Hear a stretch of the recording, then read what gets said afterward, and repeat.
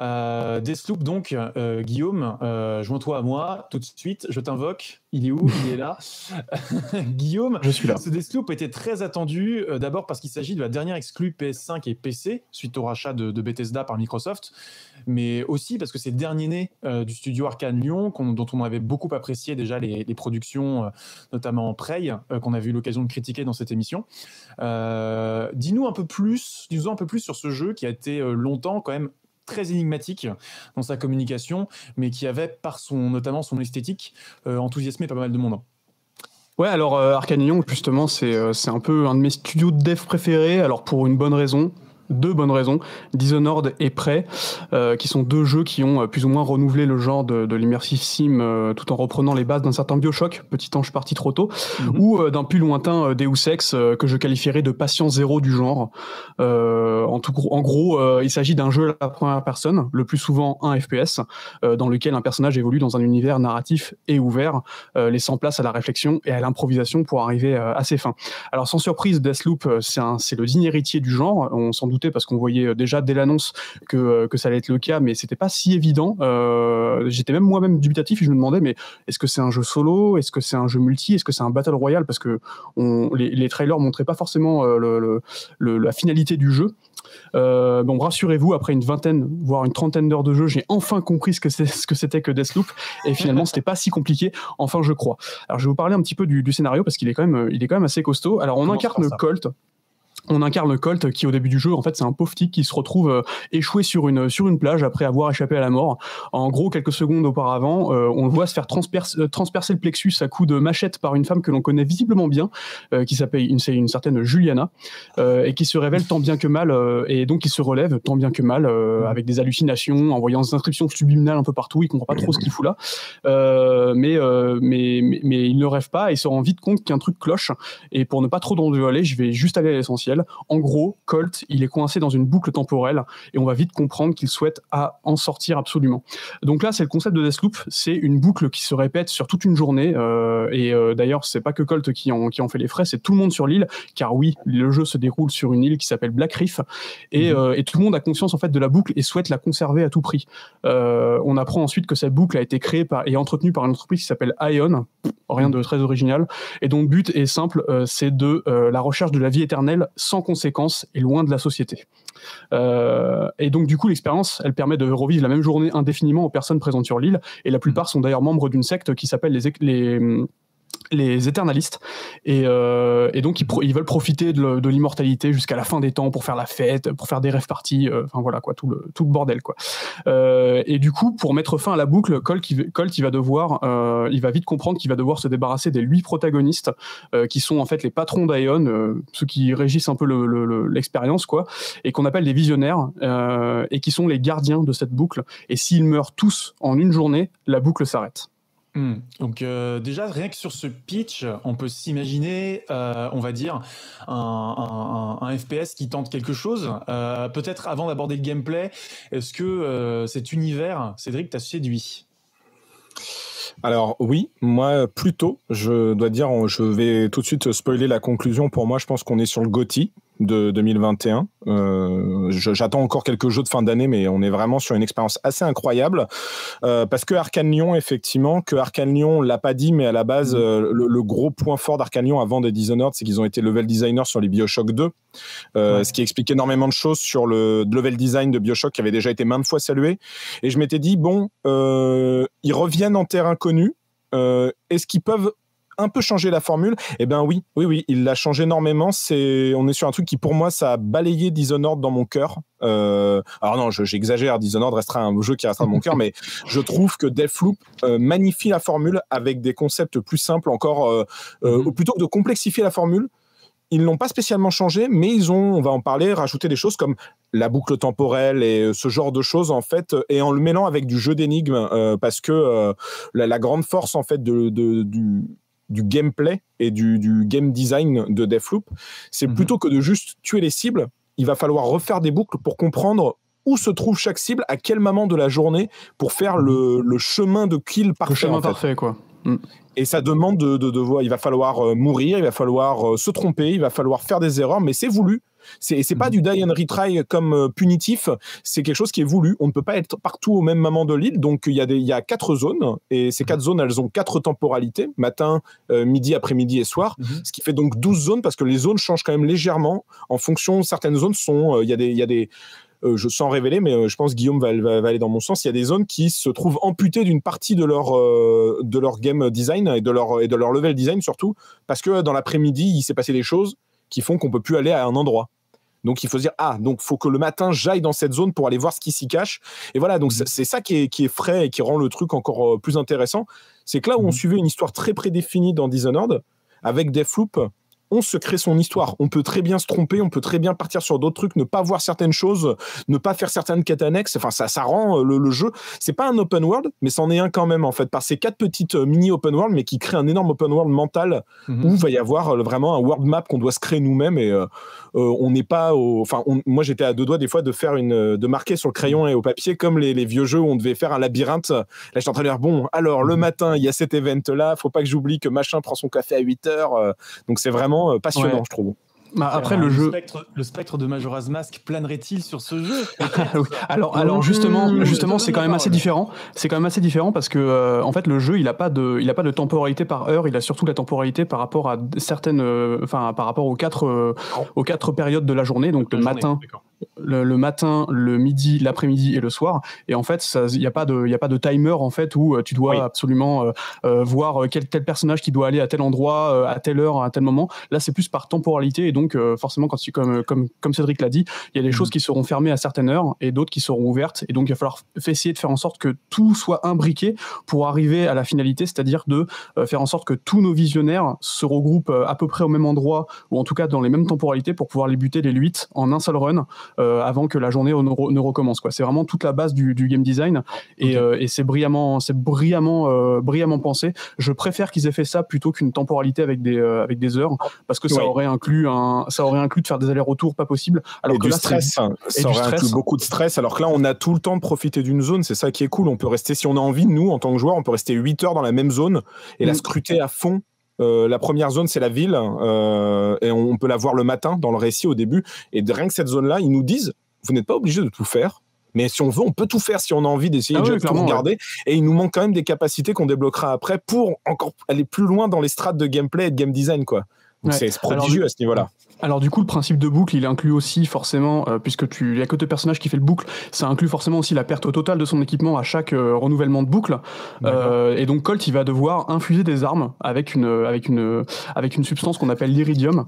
Et en gros, ça va permettre de conserver de la matière dans l'espace-temps. En gros, tu vas pouvoir infuser une arme et la récupérer un arme ou un équipement ou un bonus ou même un pouvoir pour le récupérer en fait au début de la boucle. Ce qui fait que tu vas forcément monter en puissance à chaque début de boucle et pouvoir en fait jouer avec ces différentes temporalités beaucoup plus facilement, notamment avec le level design. D'ailleurs, ce qui est assez ouf avec j'allais dire Dishonored, mais non, avec Deathloop, c'est que au début c'est quand même assez compliqué à comprendre parce que on a du mal en fait avec cette principe de temporalité. On sait pas trop pourquoi le jeu s'arrête à ce moment-là et qu'on passe à une autre zone.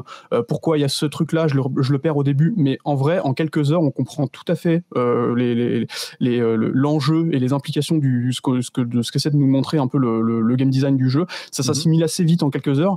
Bon après là. En vrai, la campagne solo, elle est quand même assez bien balisée. Il y a tout un arbre en fait qui te permet d'avoir un chemin avec des objectifs que tu auras préalablement trouvé en parcourant les niveaux. Donc, tu as un arbre très, très conçu et le but, c'est de parcourir tous ces arbres-là pour arriver à la bonne finalité.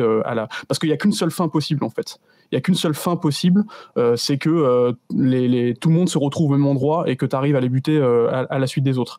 Et donc, moi, je trouve un truc assez marrant. Bon, je l'ai fait au début parce que c'était marrant, mais en vrai, c'est assez compliqué. Mais je vous conseille quand même de jouer un peu en roleplay en désactivant tous les objectifs, parce que la narration du jeu, et c'est une des grandes forces du jeu, c'est que le narrative design, l'environnement design et tout ce qui est lié principal à la narration sont extrêmement bien ficelés, extrêmement bien foutus, c'est super bien écrit.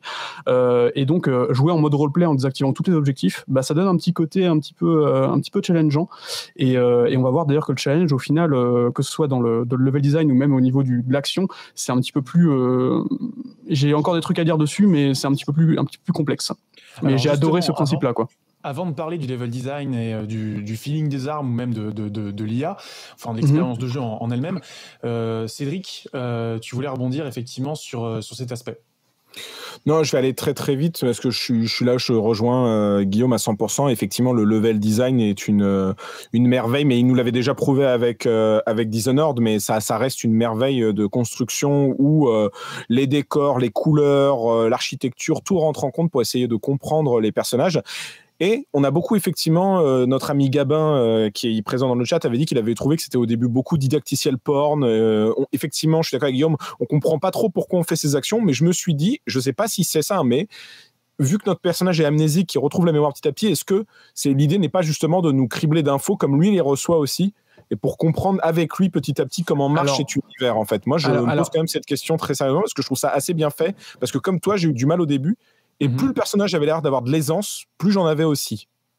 Ouais, on est d'accord. Ben après, le truc, c'est qu'on se rend vite compte que Colt, au bout d'un moment, il retrouve un peu la mémoire et que du coup, c'est beaucoup plus facile aussi, ne serait-ce que dans les dialogues, de comprendre un peu les enjeux narratifs du jeu. Et ça, c'est effectivement bien foutu. Alors après, pour moi, alors, je vais parler du problème avant de parler de la solution. Pour moi, le vrai problème, mais c'était aussi le cas dans les prêts ou même ou surtout dans Dishonored, c'est que l'IA dans l'ensemble, elle est quand même assez binaire. Elle ne représente jamais vraiment une vraie menace. Elle a tendance à repérer Colt, même s'il est à ne pas repérer Colt, même s'il est quand même assez proche et que c'est assez dégagé comme vue. En gros, elle incite pas forcément à jouer full infiltration, et c'est pour ça que je trouve que Deathloop est quand même assez différent dans son approche que Dishonored. C'est que en fait, il incite beaucoup plus à jouer en mode parcours et en mode full action, et le but, c'est de faire parler la puissance des flingues que l'on va ramasser au fur et à mesure et qui ont j'allais dire, justement en parler, ont eu un excellent game feel, et du coup, ça fait en fait le fait de combiner les pouvoirs qui sont très intéressants pour pouvoir parcourir les niveaux en verticalité et découvrir un peu tous les secrets du level design, plus le fait que les armes ont beaucoup de puissance, beaucoup de recul, et qu'on a l'impression d'avoir des vrais pétoires dans les mains, ça favorise beaucoup plus l'approche action dans ton gameplay, et c'est quelque chose que j'ai beaucoup apprécié, malgré le fait que l'IA finalement est assez binaire et assez simple à contourner, on va dire. Cédric, t'étais pas d'accord, je crois. Non, moi je suis pas d'accord, parce que en fait je suis d'accord, l'IA elle est aux fraises, mais je suis pas d'accord sur le fait que ça incite à jouer plus action, parce que mine de rien, Colt il est très faible, il se prend des bastos 3 balles et il meurt, et si on meurt, on a 2 chances de reboot dans la même partie. C'est une petite facilité qui nous est donnée, mais si on meurt et on reprend la journée, donc on doit tout recommencer. C'est pas comme dans Dishonored où si on meurt, on recommence la zone, en fait, où on recommence au dernier point de sauvegarde. Donc il faut quand même faire attention à ça. Et oui, il nous repère pas facilement. En revanche, si on tire un coup de feu, si on fait trop de bruit, ils se mettent tous en alerte. Et là, l'IA se développe un peu plus. Il va voir quand même dans des coins dans lesquels tu te dis, bon, je me suis caché dans un coin où une IA n'irait pas forcément voir. Et tu vois quand même qu'ils s'approchent dangereusement de toi. Tu vois que s'ils sont en alerte, dès que tu fais signe de lever la tête un tout petit peu ou quoi, tout de suite, ils passent en rouge. Donc, je suis à moitié d'accord sur cette IA binaire, parce que oui, c'est facile de passer derrière eux et de leur étrangler la tête. En revanche, t'es repéré, faut vite courir et aller te cacher dans un coin comme une petite souris, quoi. Donc c'est plutôt bien fait, ça. Non, c'est clair, c'est je pense aussi voulu de la part des développeurs pour mieux faciliter en fait l'appréhension de l'action. Tout à fait. En vrai, au début, ça m'a gêné parce que je trouvais ça un petit peu compliqué, enfin je trouvais ça un petit peu ridicule par rapport à ce que montrait le jeu, mais finalement en fait après je comprends un petit peu plus la logique. Le fait aussi de, par exemple, le fait que ce soit une boucle et que tu retrouves les ennemis au même endroit à chaque fois, ça participe aussi au fait de tu peux parcourir une zone beaucoup plus facilement. Je comprends la logique, c'est juste que c'est un petit peu frustrant d'avoir un personnage humain qui te voit à 30 cm, enfin qui te voit pas à 30 cm, c'était un peu frustrant. Je vais terminer. Masques, c'est pour ça. Ils ont des masques, c'est pour ça, oui. Et du coup, je vais terminer un petit peu sur les graphismes et sur la réalisation globale du jeu. La partie technique, alors c'est pas un foudre de guerre, c'est pas un jeu qui va vous en mettre plein la rétine. Arkane a réutilisé en fait son moteur Void Engine qui était déjà présent dans Dishonored 2 et dans Prey. Alors c'est clairement pas magnifique, mais par contre la DA elle rattrape tout le reste. Le jeu se déroule dans une période 13 années 60. 70 années 60. 63 de mémoire dans le 63, récit. C'est ça. À un moment, c'est dit dans un document. Voilà, et du coup, tout le mobilier, tout rappelle un petit peu cette période, que ce soit la musique, le mobilier ou même les expressions aussi. Par exemple, je parlais aussi de la BO 13 années 60 c'est le début un peu du rock, donc forcément, t'as les basses et puis les batteries un petit peu plus vénères à certains moments. très très bonne BO, vraiment du début à la fin, j'ai adoré. J'ai même écouté la BO en dehors tellement elle était bonne. On s'en écoutera un extrait tout à l'heure. Et voilà, et surtout un truc absolument qu'il faut faire, jouer en VF. La VF, elle est extraordinaire. Elle est incroyable cette VF. Elle est incroyable, c'est bourré d'humour. Ils s'envoient des fions en permanence les personnages. C'est super drôle, c'est super bien écrit. Le micro de la manette est énormément pris à partie et de façon très très intelligente puisqu'il y a des dialogues au talkie-walkie et donc c'est trop drôle. C'est ça. Le ton est parfait, il n'y a pas de décalage de voix, machin. Le sound design est superbe, que ce soit sur les armes ou sur les dialogues. Alors après, j'ai encore un petit problème avec ça, c'était pareil dans Dishonored, c'est que je trouve que parfois les personnages, notamment les PNJ, ils parlent un peu dans le vent des fois pour te raconter des trucs en mode genre en fait c'est quand la fête au fait déjà, alors c'est le même truc que t'entends en boucle machin, et c'est des personnages qui ont l'impression qu'ils sont à côté de toi alors qu'ils sont à 100 mètres de toi. C'est un peu bizarre, mais bon, après c'est pareil. Comme dans Dishonored, pareil, tu comprends pas trop. C'est un truc c'est un point sur lequel il devrait un petit peu évoluer. Mais par contre, la VF est excellente, vraiment. Jouer en VF, c'est un gage de qualité. J'ai pas essayé en BO, mais apparemment, elle est aussi très bonne. Donc voilà. Sachez que la voix de Colt, c'est la voix de Franz Confiac, la voix de Idris Elba en français. Tout à fait. Et donc, déjà, c'est un gage de qualité. Voilà. Mais surtout, il s'amuse un peu plus qu'avec Idris Elba, j'ai l'impression, parce que là, il rigole beaucoup. Il balance. Putain, mais je suis bourré. Qu'est-ce qui se passe? Et c'est des vraies insultes. Il y a des fils de pute qui sont lâchés, des trucs comme ça. Vraiment, c'est pas il se lâche complètement, c'est excellent. Je termine sur un autre point du jeu, c'est qu'il y a un mode multi. Oui, merci, il faut qu'on en parle, il est incroyable, pardon. Il y a un mode multi, et le mode multi, en fait, il permet du coup, à l'inverse de Colt, il permet d'incarner du coup un visionnaire qui est donc Juliana, et qui, en fait, le but, ça va être un peu comme un Dark Souls, de s'incruster dans la partie d'un autre joueur, s'il s'est mis en mode multi, en mode ouvert multi, pour pouvoir l'assassiner et donc lui faire perdre tous ces trucs, en tout cas lui faire perdre sa partie. Et donc le but pour Juliana, donc c'est d'assassiner le Colt de la partie d'un gars, et pour Colt présent, que ça peut vous arriver d'ailleurs en mode solo si vous avez ouvert le multi, c'est donc d'éviter de pirater la base de Juliana pour que déjà la buter, et ensuite pour éviter qu'elle revienne. Je trouve que c'est une super idée de penser le truc. Ça inclut un vrai mode multi. Ils n'ont pas fait un matchmaking à la con. Ils auraient pu, mais ils ont vraiment pensé.